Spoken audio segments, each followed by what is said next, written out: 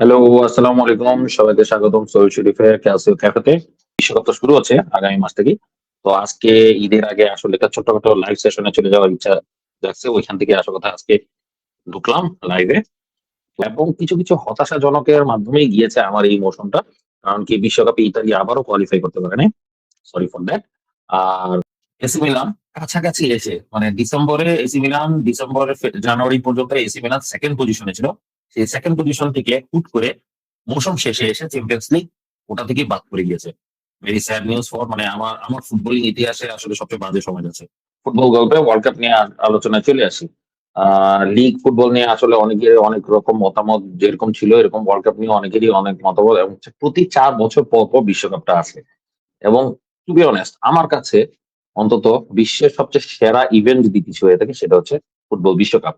এবং আমাদের বাংলাদেশের জন্য কিছুটা বলা যায় অমরত্ব হয়ে গিয়েছে। কারণ কি গেল বিশ্বকাপে আর্জেন্টিনা ওয়ার্ল্ড কাপ জিতেছে, তো যারা আর্জেন্টিনা ফ্যান এত বছর পরে তাদেরকে ওয়ার্ল্ড কাপ জিততে দেখাটা তাদের জন্য যেমন খুব গর্বের বিষয়, অপর পাশে ব্রাজিল ফ্যানদের জন্য খুব কষ্টের বিষয়। ব্রাজিল ফ্যান অলওয়েজ মনে রাখবে তাদের চির প্রতিদ্বন্দ্বী আর্জেন্টিনা ওয়ার্ল্ড কাপ জিতে গিয়েছে কাতারে গিয়ে, এবং আর্জেন্টিনা ফ্যানরা অলওয়েজ মনে রাখবে যে তারা ওয়ার্ল্ড কাপ জিতেছে কাতারে গিয়ে। এবং মজার বিষয় ইতালি ফ্যানরা তার চেয়েও বেশি মনে রাখবে, কারণ কি গত 3 বছর ধরে তারা ওয়ার্ল্ড কাপে যেতে পারতেছে না। সো ফ্রান্স জিতলো, আর্জেন্টিনা জিতলো, ইতালির কাছাকাছি কিন্তু সবাই চলে আসতেছে।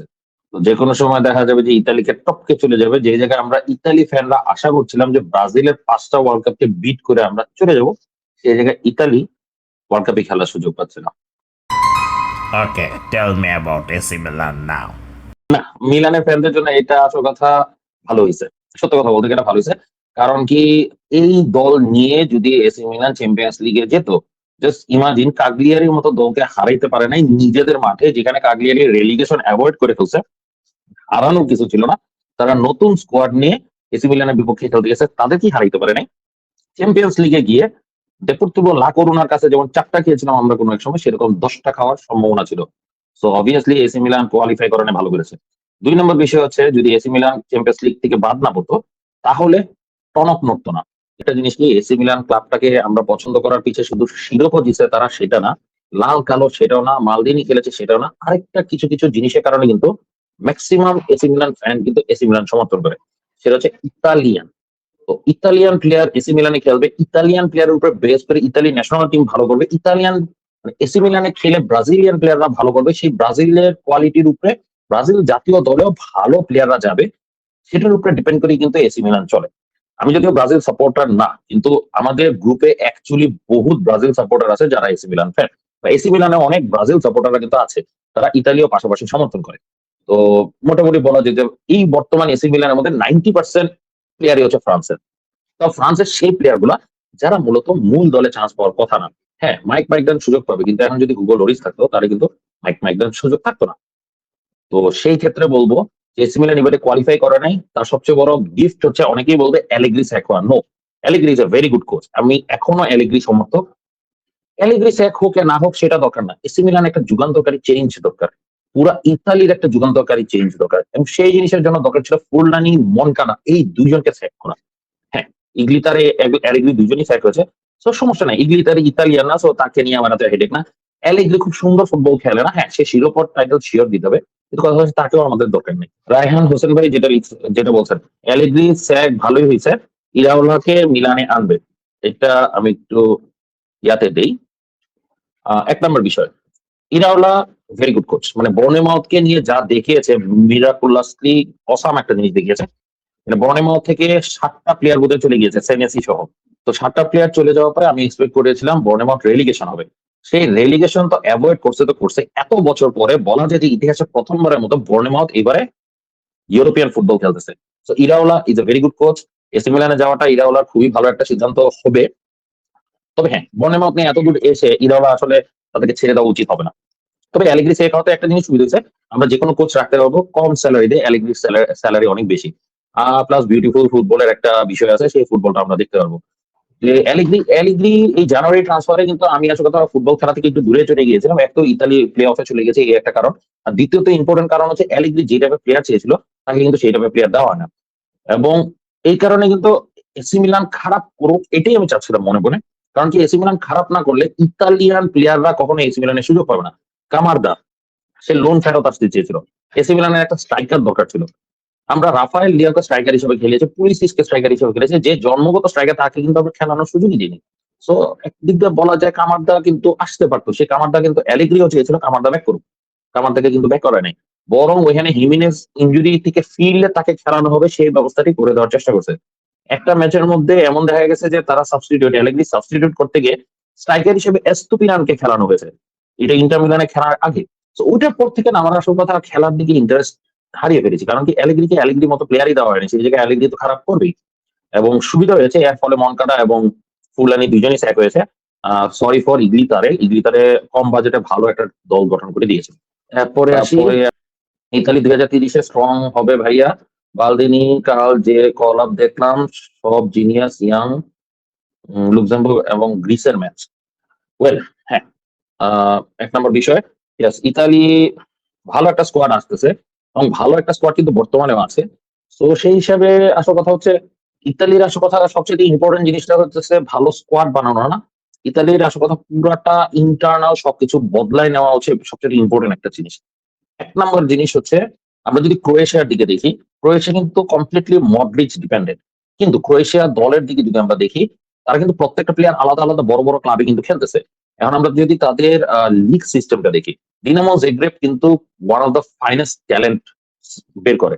কারণ ডিনামো জিগ্রেব যদি আমরা বাদ দিই তাদের কিন্তু হাইদুক স্প্লিটও আছে, যারা আরেকটা ট্যালেন্ট মেশিন আছে, রিহেকা গরিকা, ঠিক আছে, রিহেকা আছে গরিকা আছে, এরা কিন্তু সবাই ট্যালেন্ট বের করতে পারে। ওসিএক ক্লাব থেকে কিন্তু অনেকগুলা নতুন নতুন ট্যালেন্ট এসেছে, যেমন লিভাজা একটা ভালো ট্যালেন্ট ছিল, এরপর সাভিচ নামে একটা প্লেয়ার আছে, সেও ভালো ট্যালেন্ট, ঠিক আছে। তো ক্রোয়েশিয়ানরা কিন্তু তাদের ইউথ সিস্টেমের ট্যালেন্ট গুলা বের করতেছে এবং সবচেয়ে মজার বিষয় হচ্ছে পিআর এর মাধ্যমে তারা বিভিন্ন বড় বড় ক্লাবের কাছে নিজেদেরকে বিক্রি করতেছে। ইতালিয়ান প্লেয়ারদের কিন্তু সেই পিআরটা নাই, ঠিক আছে। সো পিআর সিস্টেমটা যদি না থাকে, ইতালিয়ান পিআর হচ্ছে স্কামাচ্চাকে 45 মিলিয়ন দিয়ে সেল করা। তো কামাচ্চার মতো একটা স্ট্রাইকার যদি 45 দিয়ে সেল হয়, পেট্রোভিচের মতো স্ট্রাইকার 90 মিলিয়ন দিয়ে সেল হওয়া উচিত। তো ইতালিয়ান এই যে নতুন ইলেকশন হবে, ইলেকশনের ফলে যেটা হবে যে ইলেকশনের পরে তারা চুজ করতেছে অ্যালেগ্রি অথবা অন্য কাউকে চুজ করতেছে। তো এই চুজটা না করে তাদের প্রথম জিনিসটা যেটা করতে হবে সেটা হচ্ছে লিগ সিস্টেমটাকে উন্নত করতে হবে, ইতালিয়ান হোম গ্রাউন প্লেয়াররা ভালো করতে হবে, সেই জিনিসটা তাদেরকে দেখতে হবে। তো এই নিয়ে তারা তৃতীয় বিশ্বকাপ ইতালি কোয়ালিফাই করে নেয়। মজার বিষয় হচ্ছে ইতালি ফ্যান ব্যতীত ইতালিয়ানদের মিস করতেছে মানুষ, তো Italy is a big name. তো আমরা বাংলাদেশে বসে বিগ নেমকে মিস করতেছি, কিন্তু তারা কিন্তু মিস করতেছে না। এখন ভাই স্কোয়াডটা দিয়েছে যে গোলকিপার হিসেবে দোনারুমা ছাড়া আছে দাফারা পালমিসানি, ডিফেন্ডার হিসেবে আহানো বার্তেসাগি, চেয়ারোদিয়া, কোমুজো, ফাভাসুলি, মানে পেরেস্ত্রা, রেজিনি। ওয়েল স্কোয়াডটা যেটা দেখতেছি, মিডফিল্ডার হিসেবে টেম্পোরাসি, দাগাসি, ফাতিকান্তি, লিপানি, এন্ডো, পিসিলি, ভেন্টুরিনো। ফরওয়ার্ড হিসেবে কামারদা, চেরুবিনি, ইখাতর, পিও এসপোসিতো, ইনাসিও, ফিনি, কলিওসো। স্কোয়াডটা খুব ইয়াং স্কোয়াড ভাইয়া। অনেস্টলি স্পিকিং এইটা দিয়ে আসল কথা কিছু করতে পারবে না, এত ইয়াং স্কোয়াড। এই প্লেয়ার গুলো কিন্তু নিজস্ব ক্লাবে কিন্তু তারা সুযোগ পায় না। তো জাতীয় দলে হয়ে মনে করি জাতীয় দলে হয়ে খুব ভালো করার সুযোগ আছে তাদের, কিন্তু কথা হচ্ছে তাদের গ্রোথটা তো হচ্ছে না। একটা প্লেয়ার যখন ফুটবল খেলে তখন তাদের গ্রোথটা কিন্তু ইম্পর্টেন্ট। যেমন ইয়াং প্লেয়াররা তো ক্লাবে খেলে না, তো ডে টু ডে বেসিসে যদি ভালো না করে তাহলে কিন্তু আসল কথা তাদের ম্যাচুরিটি আসবে না। ওই হয়তো আমি ইয়ামালের মতো তারাও হইতেছে নায়িকা নিয়ে ব্যস্ত থাকবে। হ্যাঁ, ইতালিয়ান প্লেয়াররা কিন্তু এই গার্লফ্রেন্ড জোগাড় করতে খুবই ব্যস্ত থাকে এবং সেই হিসেবে তারা কিন্তু গার্লফ্রেন্ডই জোগাড় করতে পারে, আলটিমেটলি ফুটবল ফিল্ডে কিচ্ছু করতে পারে না, যার পরিণতি হিসেবে ইতালিয়ানদের অবস্থা কিন্তু এরকম খারাপের দিকে গিয়েছে। আচ্ছা এখন আসি হিমাল আরাফাত ভাই যেটা বলল মিলান ছাড়া ফুটবল বুঝি কম। ভাই আপনার ব্রাজিল সমর্থক, আপনার ফুটবল কেমনে কম বুঝেন? ব্রাজিল সমর্থকরা ফুটবল আমার চেয়ে বেশি বুঝেন। 何それ মালাগ্নো প্রেসিডেন্ট হবে, 18 ক্লাবে সিস্টেম চেঞ্জ করবে। ভাই এই সিস্টেম চেঞ্জ করে লাভ নাই, মানে আপনি ক্লাব ফুটবলের সিস্টেম চেঞ্জ করে এই 18টা ক্লাব 20টা ক্লাব এটা থেকে কোনো লাভ নাই। কথা হচ্ছে মেইন জিনিসটা করতে হবে, নিজস্ব স্টেডিয়াম বানাইতে হবে। এক, যেটা হিমেল আরাফাত রাফি ভাই বললো যে 1 নম্বর বিষয় হচ্ছে নিজস্ব স্টেডিয়াম লাগবে। 2 নম্বর বিষয় হচ্ছে নিজেদের প্লেয়ারদেরকে খেলানোর সুযোগ দিতে হবে। 3 নম্বর সবচেয়ে গুরুত্বপূর্ণ যে বিষয়টা সেটা হচ্ছে নিজেদের প্লেয়ারদের ডেভেলপমেন্টের জন্য ভূমিকা পালন করা। যেমন মনে করেন আমরা পিআর এর মাধ্যমে ফ্রেঞ্চ প্লেয়ার, টালা প্লেয়ার নিয়ে আসতেছি, তাদেরকে খেলাইতেছি, তাদেরকে বেশি দামে বিক্রি করতেছি। নো, হওয়া উচিত উল্টাটা। তাদেরকে আমরা কম দামে এনে কম দামে সেল করবো, নিজস্ব প্লেয়ারকে বেশি দাম, সরি এখন যেটা হচ্ছে নিজস্ব প্লেয়ারকে বেশি দামে এনে আমরা আসল কথা নিজেদের ওয়েস্ট করতেছি না। হওয়া উচিত ছিল যেমন স্যান্ড্রো টোনালির ক্ষেত্রে। কম দামে নিয়ে আসছে, আমরা নিউক্যাসলের কাছে বিশাল দামে বিক্রি করছি। দ্যাটস দ্য ওয়ে, এরকম ভাবেই তাদের হওয়া উচিত ছিল। এবং ওই জিনিসটা যেহেতু করতে পারে নাই, সো আমার মনে হয় এই জিনিসটা ইতালিতে এইটা মেইন চেঞ্জ আনতে হবে। 18 টা ক্লাব, এটা চেঞ্জ আনার দরকার নেই। এখানেই আপাতত প্রথম পর্বের সমাপ্তি ঘোষণা করছি। আগামী পর্ব নিয়ে খুব শীঘ্রই চলে আসবো আপনাদের সাথে। সেখানে থাকবে ওয়ার্ল্ড কাপ নিয়ে আসলে আলোচনা। আসসালামু আলাইকুম।